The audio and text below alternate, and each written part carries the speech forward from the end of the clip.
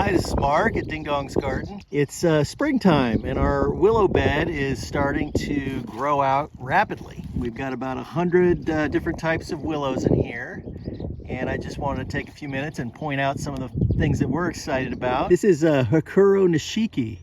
It's a dappled willow, and I'm excited about it this year because it's taken a while to start growing more vigorously. And it's on this part of the plant, it's still a little green, but it's changing into the white and pink.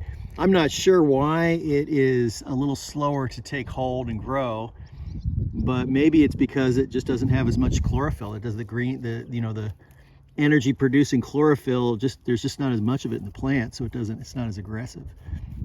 But this year it's doing great, so really looking forward to seeing this kind of fleshed out and forming a nice pretty dappled colored hedge. Another variety that we did a video on, but we're excited to see it as it gets bigger and bigger every year, is the fantail willow.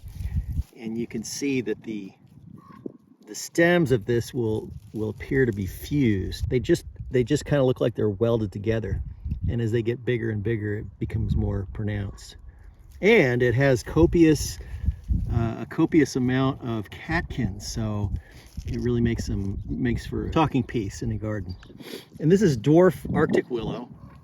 I didn't coppice it completely back to the ground this year because we wanted to get the diameter of the branches to be a little bit bigger. You know, the first in its early stages, the